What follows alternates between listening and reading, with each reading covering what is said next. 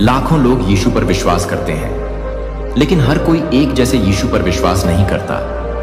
Bible में जो यीशु बताया गया है वह कुरान में दिखाई देने वाले यीशु से अलग है। बाइबल और कुरान दोनों ही यीशु का जिक्र करते हैं, उन्हें पहचानते हैं और उनका सम्मान करते हैं। दोनों के अनुसार यीशु मरियम से जन्मे थे, चमत्कार किए थे और एक दिन फिर से लौटेंगे। लेकिन 7 बड़ी बातें हैं जो मसीही धर्म के यीशु को इस्लाम के यीशु से अलग करती हैं। यीशु के बारे में बाइबल और कुरान के बीच के फर्क को अच्छे से समझने के लिए हमें समय में थोड़ा पीछे जाना पड़ेगा। हमें उन दिनों में जाना होगा जब भविष्यवक्ताओं का समय था। बाइबल में यीशु की कहानी उनके जन्म से भी बहुत पहले शुरू होती है।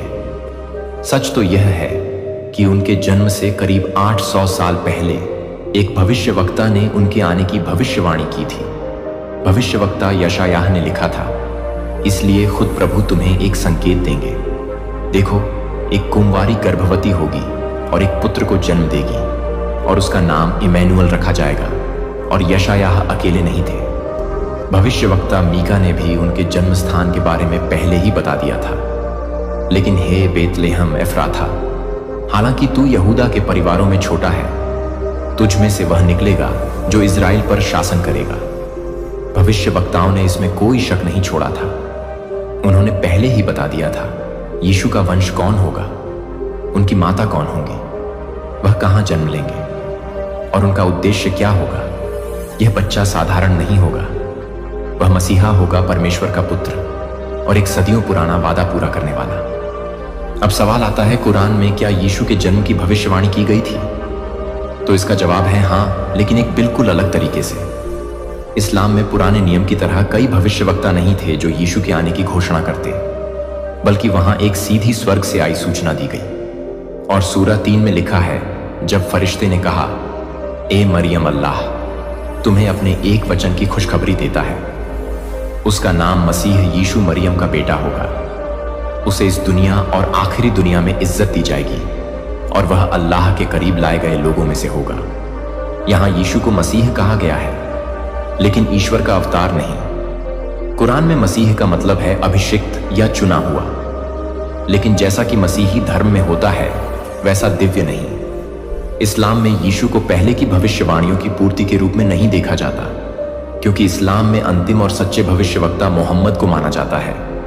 जहां बाइबल में सारी भविष्यवाणियां सीधी यीशु की ओर इशारा करती हैं, वहीं कुरान में सारे नबी अल्लाह की एकता की तरफ रास्ता दिखाते हैं और यीशु उनमें से बस एक है, आखिरी मंजिल नहीं।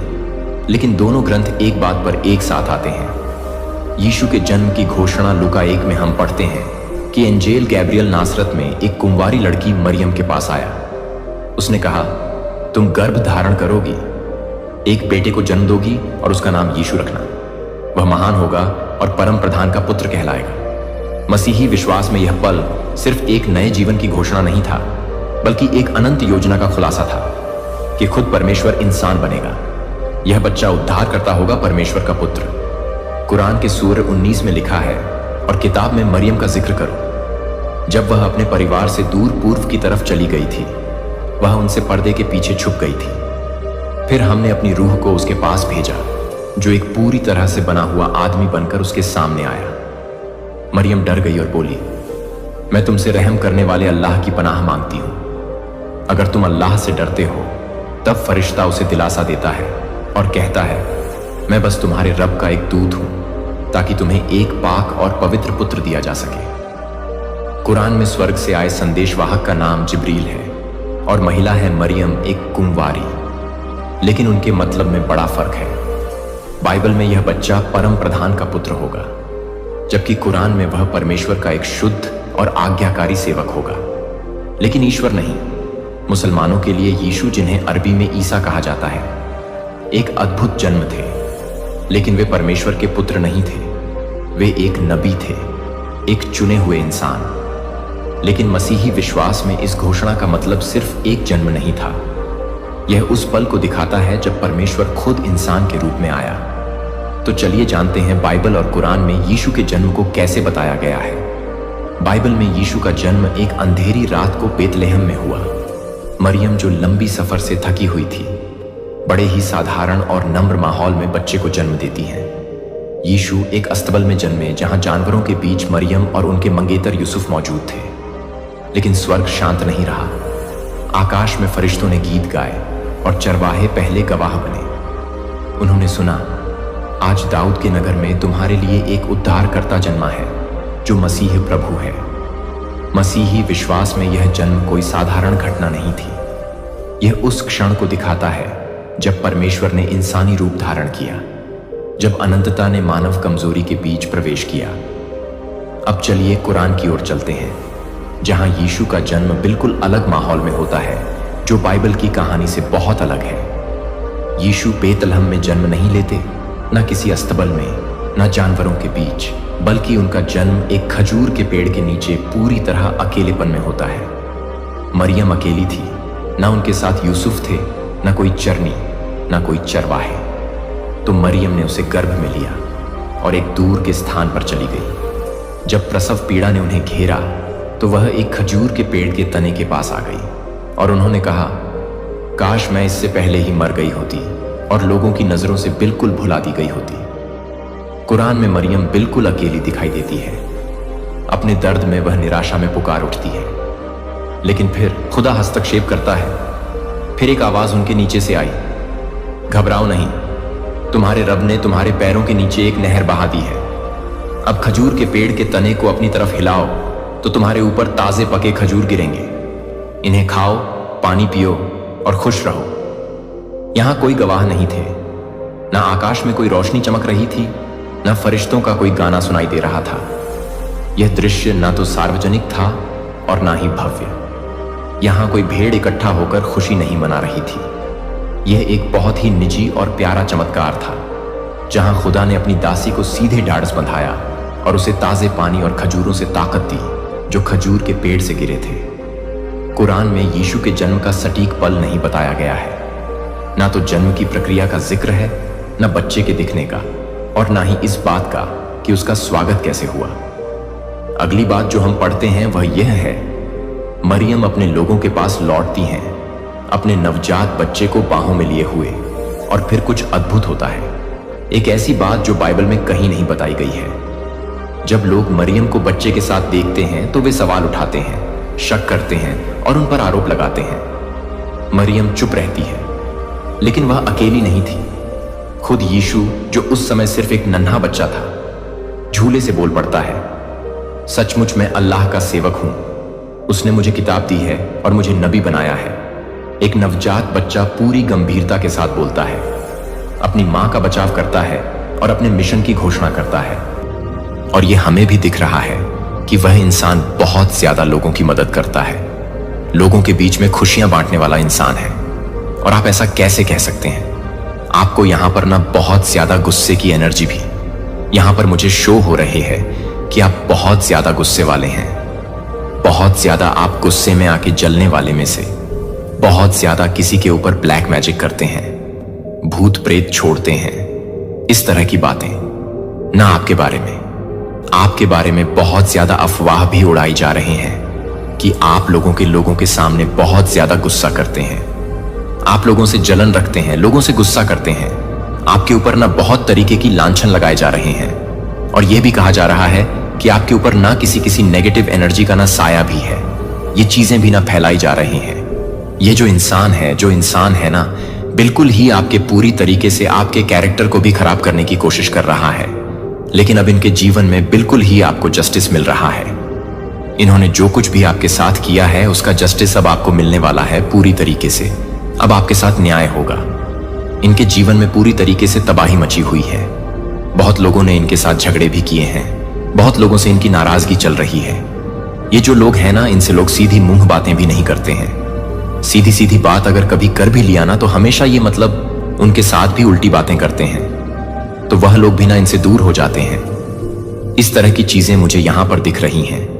आपका जो बॉन्ड है लोगों के साथ, आपके जो चाहने वाले लोग हैं, आपके जो समाज में जो आपकी प्रतिष्ठा है ना, वह बहुत ज्यादा बढ़ती जा रही है। ये लोग जो है ना, कुछ भी कर ले आपके बारे में, कितने भी रमर्स फैला लें, कितने भी नेगेटिव बातें कर लें, कुछ भी फर्क नहीं पड़ने वाला है। ये लोगों को ना इन्फ्लुएंस करने की कोशिश भी कर रहे हैं पूरी तरीके से। ये नेगेटिविटी फैला रहे हैं आपके जीवन में। ये बोल रहे हैं कि आप ऐसे हैं, आप ऐसे हैं, आप ऐसे हैं। और ये जो लोग हैं ना, कुछ स्पेल वगैरह भी करना चाहते हैं जिससे आपका नुकसान हो जाए। ये जो है, क्योंकि ये जो इंसान है ना, इस समय झेल रहे हैं। इनके जीवन में आपको जो आपकी बढ़ती हुई चर्चाएं हैं, आपके जगह जगह पे लोगों के मन में जो पॉजिटिव बातें हैं, आप जो कुछ भी अपने जीवन में अच्छा कर रहे हैं, तो ये बिल्कुल भी उससे खुश नहीं है।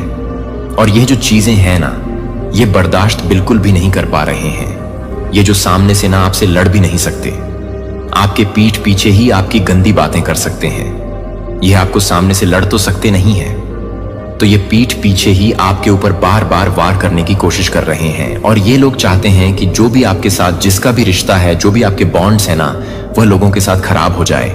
और ये अपना बॉन्ड उनके साथ अच्छा करना चाहते हैं। इनकी जो नीयत है ना, पूरी तरीके से एकदम खराब है आपके लिए।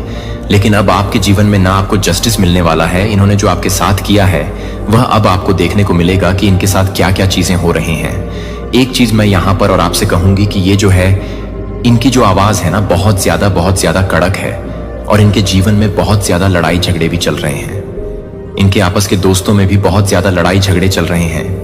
इनके ना, मतलब ये किसी के साथ अगर एंजॉय करते थे, इनके साथ किसी का रिश्ता था, बहुत गहरा रिश्ता था, उनके साथ भी इनका लड़ाई झगड़ा बहुत ज्यादा चल रहा है। और इनकी ईगो की वजह से ही यह इनके जो रिश्ते हैं ना, बहुत ज्यादा खराब भी हो रहे हैं। और अब इसीलिए अब आपको ना बहुत ज्यादा यहां पर मुझे न्याय दिखता हुआ, न्याय मिलता हुआ मुझे यहां पर दिख रहा है। इन्होंने जो भी आपके साथ जहां भी चीजें करने की कोशिश की, आपको बदनाम करने की कोशिश की है ना, अब इन्हें एक एक चीज का ना भुगतान करना ही पड़ेगा। उनको हर्जाना चुकाना ही पड़ेगा। पूरी तरीके से आपके बारे में इन्होंने बहुत कुछ अफवाह उड़ाया था, बहुत चीजें करने की कोशिश करी थी, लेकिन अब इन सारी चीजों का इन्हें न खामियाजा भुगतना ही पड़ेगा। इन्होंने आपके फैमिली के अंदर भी ना कुछ दिक्कतें करने की कोशिश की थी, कुछ आपके रिश्ते खराब करने की कोशिश की थी, लेकिन अब यही चीजें इनके साथ हो रहा है। इनके फैमिली में भी ना, इनकी फैमिली के अंदर भी जो है झगड़े चल रहे हैं, इशू चल रहे हैं। क्योंकि ये जो है ना, बहुत ईगोस्टिक पर्सन भी हैं और ये ईगो में बैठे हुए हैं। और इसी बीच इसीलिए इनके जो रिश्ते हैं परिवार के सदस्यों के साथ भी ना, वह भी चीजें बहुत ज्यादा खराब होती जा रही हैं। ये इनके जीवन में बहुत सारी ही नेगेटिविटी फैलती जा रही है। जो लोग आपको पॉजिटिविटी में देख रहे हैं, आपका बॉन्ड लोगों से बहुत अच्छा हो रहा है, आपके पार्टनर से आपका बहुत अच्छा बनता है, तो ये जो झूठी बातें ये लोग फैला रहे हैं ना, ये सबके सामने आ चुकी हैं। सच्चाई सबके सामने आ रही है। और इनके मुंह पर पूरी तरीके से, एक एक तरीके से कह सकते हैं, इनके मुंह पे पूरी तरीके से कालिख लग गई है। इनकी बोलती पूरी तरीके से बंद हो चुकी है, क्योंकि अब यह आपका कुछ उखाड़ पा ही नहीं रहे। वैसे तो आपका उखाड़ वह पहले भी नहीं पा रहे थे, लेकिन वो ना आपके बारे में छोटी छोटी अफवाहें फैला के कोशिश कर रहे थे, ताकि आपकी जो इमेज है लोगों के सामने वह खराब हो जाए पूरी तरीके से। आपकी इमेज को ना डैमेज करना चाहते थे, डाउन करना चाहते थे लोगों के सामने। यह आपके बारे में गलत गलत बातें बोल रहे थे, तो ये जो गलत इंफॉर्मेशन वह फैलाना चाहते थे कुछ चीजों के प्रति, अब आपको ना एक्शन लेना पड़ेगा। अगर आपके मन में कोई ऐसा सवाल है, इस समय चल रहा है, तो इसका आंसर ना आपको खुद ही मिलेगा। अपने इंट्यूशंस को सुनिए। और एक बात मैं यहां पर और करूंगा कि मैं एक चीज और कहना चाहूंगी कि इनकी जो सच्चाई है ना, अब सबके सामने आ गई है आपको। जो कुछ भी आपके बारे में इन्होंने बोला जा रहा था आपकी जगह जगह पर, यह जो चर्चाएं हो रही हैं, तारीफें हो रही हैं, बढ़ती चर्चाएं, आपके चारों तरफ चर्चाएं जो हो रही हैं ना, इनका मुंह बिल्कुल ही बंद कर चुकी हैं और इनकी सच्चाई सबके सामने आ चुकी है। इन चीजों को ना आप सबके सामने लाया जा रहा है, तो आप रेडी रहिए बिल्कुल ही इस चीज को फेस करने के लिए और इस चीज को ना महसूस करने के लिए, क्योंकि यहां पर मुझे जस्टिस का कार्ड भी आया है। तो मैंने आपको पहले भी बोला ना कि अब आपको जस्टिस मिलने वाला है। तो ये जो है ना, बिल्कुल ही इनके ऊपर पलटवार सारी चीजें हो रही हैं इनके जीवन में ना, वह सारी चीजें बैकफायर होती हुई मुझे यहां पर दिख रही हैं। हो सकता है कि यह आपको ना आपसे माफी भी मांगे, लेकिन आपको ना इनसे दूरी बना के रखनी है, मुझे यहां पर दिख रहा है, क्योंकि आप आज से इन्हें माफ करेंगे, ये कल फिर वही चीज करेंगे। तो अब आपको जस्टिस मिल रहा है, तो इस चीज को ना महसूस कीजिए अपने जीवन में। जो भी आप पॉजिटिविटी में आगे बढ़ रहे हैं, जो भी आप सक्सेस पा रहे हैं, जिसकी वजह से आपकी जो चर्चाएं ना दिन पर दिन बढ़ती जा रही हैं, तो उसे महसूस कीजिए। और ये जो लोग हैं आपके आसपास, हो सकता है इन्हें अपनी गलती का रिग्रेशन भी ना हो, यह आपसे माफी भी ना मांगे। तो आपको ना थोड़ा एक्शन भी लेने की जरूरत है प्रिय बच्चे। आज स्वर्गदूतों ने इन कार्डों को चुना है ताकि आप समझ सकें कि क्या आपके व्यक्ति ने अपने रूममेट के साथ एक बड़ी लड़ाई की है, और क्या वे अब आपको अंत में आपको इस बारे में सच्चाई बताने के लिए धकेल दिए जा रहे हैं कि वे वास्तव में एक गहरी सांस लेने वाले प्रिय आत्मा को ले रहे हैं। और जैसा कि आप धीरे धीरे बाहर निकलने के लिए आप कुछ भी नहीं करते हैं, जो कि आप कुछ भी नहीं करते हैं, जो कि आपके दिल की तरह है, जो आपके रूप में नहीं है, कि हो सकता है कि जब आप दुनिया को अपनी सबसे गहरी रातों और आपके भीतर की पवित्र चमक के माध्यम से ले जाने वाली छिपी हुई बहादुरी लग रही थी, तो वह बहुत भारी लग रही थी, जो आपको कभी भी नहीं मिली, जो कभी भी निविदा श्रद्धा के साथ नहीं मिली। वे आपकी यात्रा के प्रत्येक भाग को खामोश के साथ मिले। जब आप हर चीज को बुरी के साथ मिल गए, तो वह एक पवित्र व्यक्ति को नहीं बताए। यह हमेशा योग्य है और इस सौम्य क्षण में स्वर्गदूतों को प्यार से याद दिलाता है। इस यात्रा के अंत तक आप न केवल अपनी हथेली में अर्धचंद्र के महत्व को समझेंगे, बल्कि यह भी जानेंगे कि आने वाले वर्ष में आने वाले आशीर्वाद और चुनौतियों के लिए कैसे तैयारी करें। चाहे आप चिन्हित हों, यह दैवीय प्रतीक है या नहीं, आपकी कहानी सामान्य से बहुत दूर है और 2025 वह वर्ष हो सकता है जो भगवान के चुने हुए सभी चीजों को बदल देता है। क्या आपकी हथेली पर यह अर्धचंद्र है?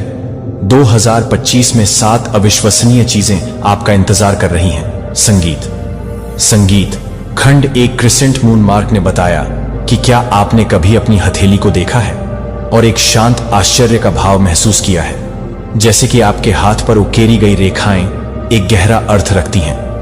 यदि आपने एक अर्धचंद्राकार आकृति देखी है जो छोटी घुमावदार है और आपकी उंगलियों के आधार के पास लगभग छिपी हुई है, अकेले नहीं है। यह निशान अक्सर अनामिका या छोटी उंगली के नीचे पर्वत पर पाया जाता है। यह असाधारण रूप से दुर्लभ है। यह ऐसा कुछ नहीं है जो हर किसी के पास होता है, और यदि आप इसे एक दैवीय हस्ताक्षर मानते हैं तो यह संकेत है कि आप चुने हुए कुछ में से एक हैं। लेकिन यह अर्धचंद्र क्या बनाता है में बहुत खास है।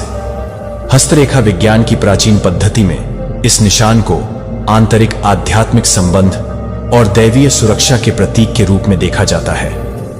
इसे एक ऐसे पुल के रूप में कल्पना करें जो आपके सांसारिक अस्तित्व को ब्रह्मांड के अदृश्य क्षेत्रों से जोड़ता है। बाइबल अक्सर भगवान के अपने लोगों के लिए संकेत छोड़ने की बात करती है, जैसा कि यशायाह 7 में है।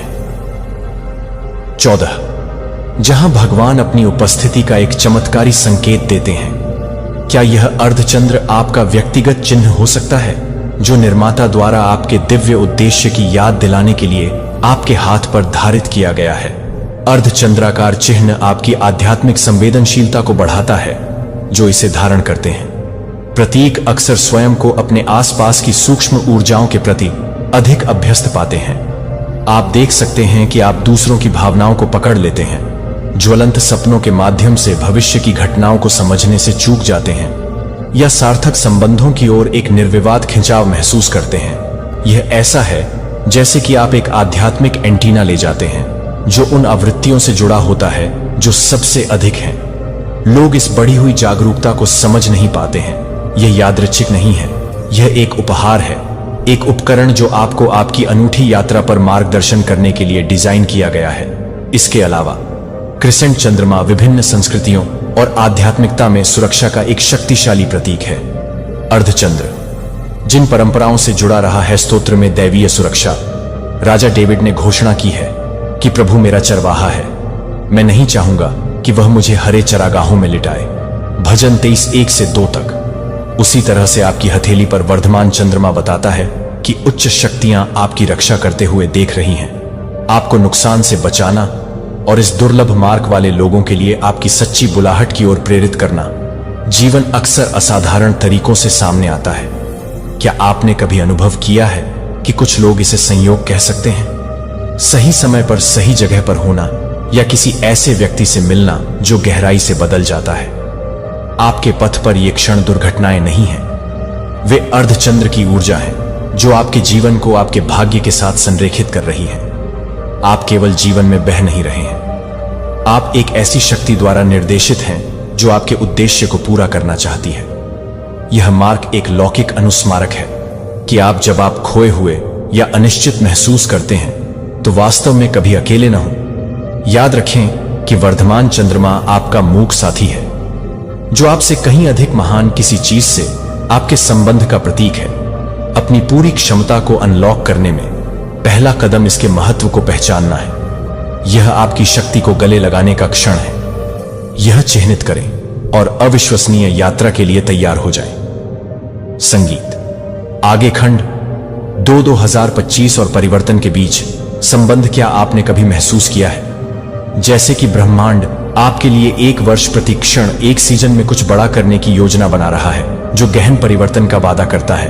यदि आपके पास है आपकी हथेली पर वर्धमान चंद्रमा का निशान 2025 सिर्फ एक और वर्ष नहीं है, यह आपका वर्ष है। बल्कि यह विशेष वर्ष आपके लिए इतना महत्वपूर्ण क्यों है और आपकी यात्रा के लिए इसका क्या अर्थ है? 2025 का महत्व ब्रह्मांडीय ऊर्जाओं के संरेखण में निहित है।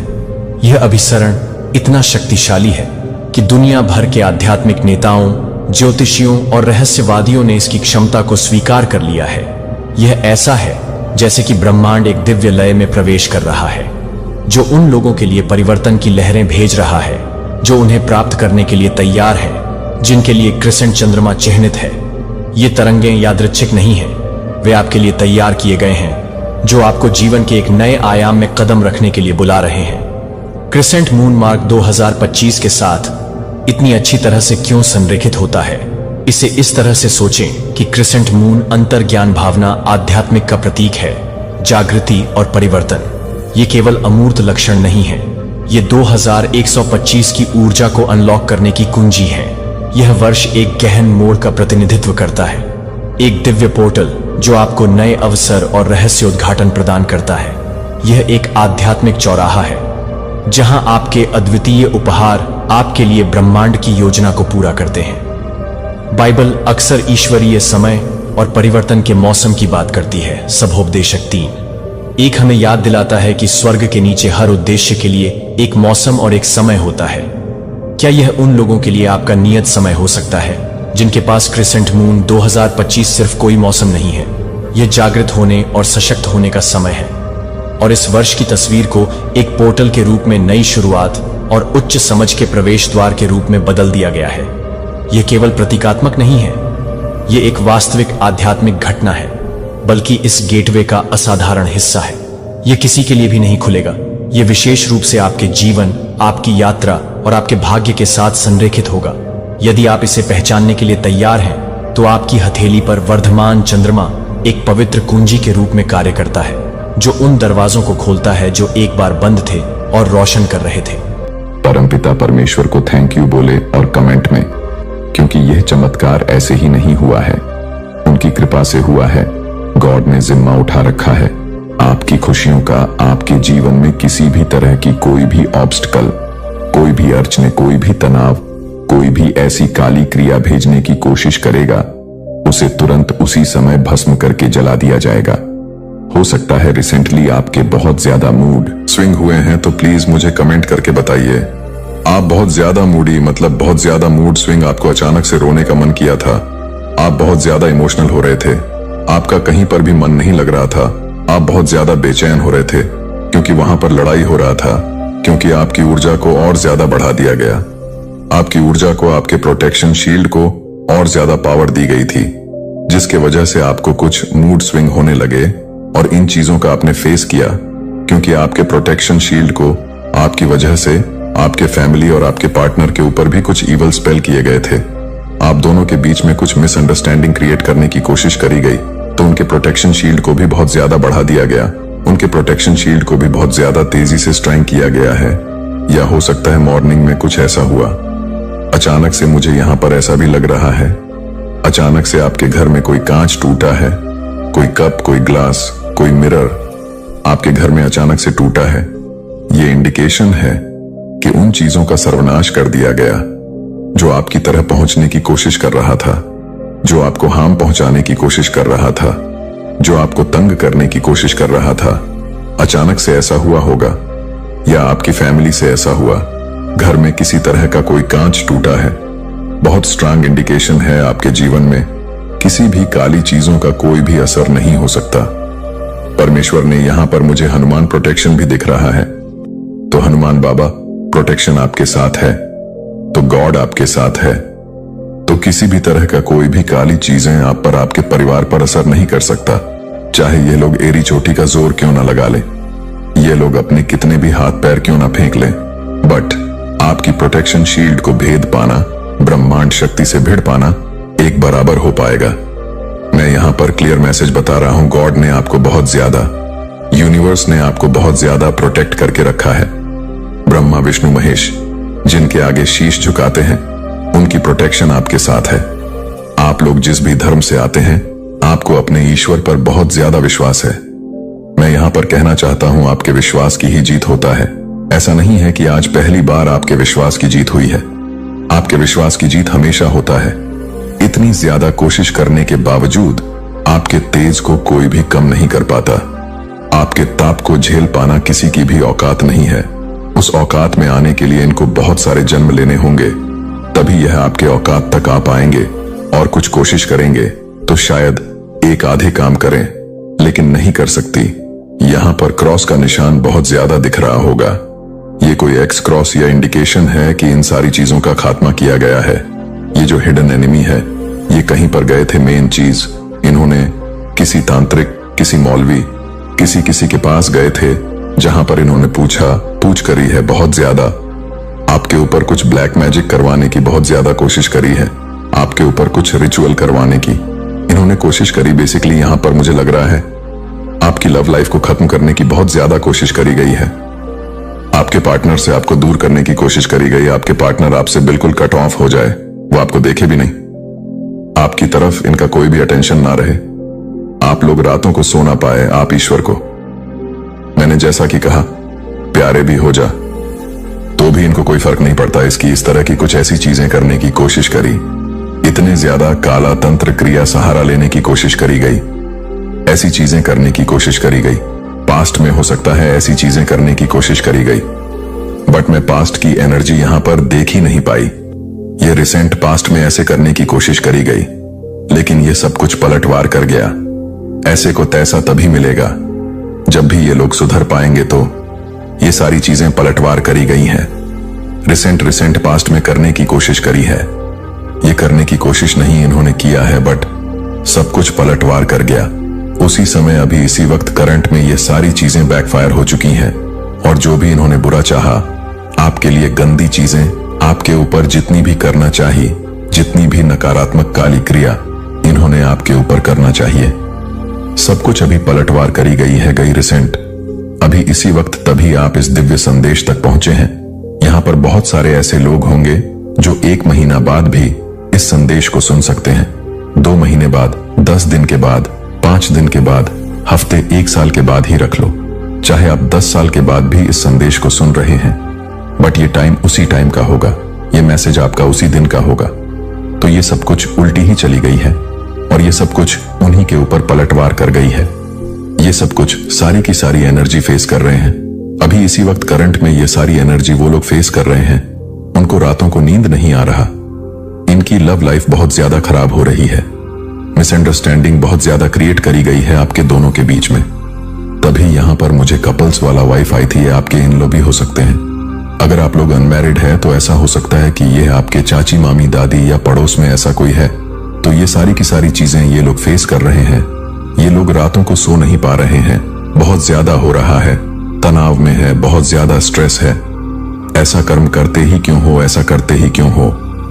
यहां पर मुझे ऐसा लग रहा है कि लातों के भूत ना बातों से नहीं मानते हैं, तो ये लातों के भूत हैं, ये बातों से नहीं मानते। इनको समझाने की बहुत ज्यादा कोशिश करी गई, इनको एक बार नहीं, मुझे यहां पर लग रहा है कि 100 बार समझाने की कोशिश करी गई कि डिवाइन बीइंग से पंगा लेना, ब्रह्मांड से पंगा लेने वाली बात है, मत करो, ऐसा मत करो। बट ये नहीं माने, लातों के भूत है, तो आज इनकी रातों की नींद टेंशन की वजह से गायब है। ये बहुत सारे ऐसे रिचुअल्स कर रहे थे जिसमें ये पूरी तरह से हो चुके हैं। रिसेंटली सारी चीजें बैकफायर हुई हैं। डिवाइन को, परमपिता परमेश्वर को थैंक यू बोले, जिनके कारण आप इतने ज्यादा सुरक्षित रहते हैं, इतने ज्यादा आप लोग ईश्वर के हिते हैं। मैं तो यहाँ पर सीरियसली बताऊं, मुझे ऐसा लग रहा कि आप लोग कोई साधारण इंसान नहीं है। जिस तरह से एनर्जी आ रहा है, जिस तरह से मैसेजेस आ रहे हैं, मुझे ऐसा लग रहा है कि आप लोग कोई साधारण नहीं है। आपके ऊपर किसी ऐसे गॉड, कोई ऐसी यूनिवर्स है, ऐसा आशीर्वाद आपको मिला हुआ है जिसके कारण ये सारी चीजें होता है। मुझे लगता है कि रिसेंट पास्ट में अगर करने की कोशिश करी गई तो इंस्टेंट कर्मा इनको मिला था। बहुत सारी चीजें इन्हें हिट किया है, बहुत सारी चीजें। आप तो बस थोड़े से हो सकता है कि कहीं फिसलते फिसलते या कहीं पर गिरते गिरते बच गए, क्योंकि आपको तो होल्ड कर रखा है। ब्रह्मांड की सबसे सुपर फेमिनिन एनर्जी ने होल्ड करके रखा है, तो इन लोगों की कोई भी औकात नहीं है कि उनसे भीड़ पाए। बट ये सारी चीजें ये कैसे फेस करेंगे, क्योंकि इनकी चीजें बैकफायर हुई हैं, इन्हीं की तरफ गई है, और इनके पास ऐसा कोई भी गॉड फादर नहीं है जो इनको बचा ले। आपने जिस व्यक्ति पर पूरी तरह से विश्वास किया, उस व्यक्ति ने आपको पीठ पीछे धोखा दिया। आपने उसे अपनी पूरी ऊर्जा, समय और प्यार दिया, उसे हर कदम पर अपना समर्थन और विश्वास दिखाया, लेकिन वह व्यक्ति आपकी भावना को कभी नहीं समझ पाया।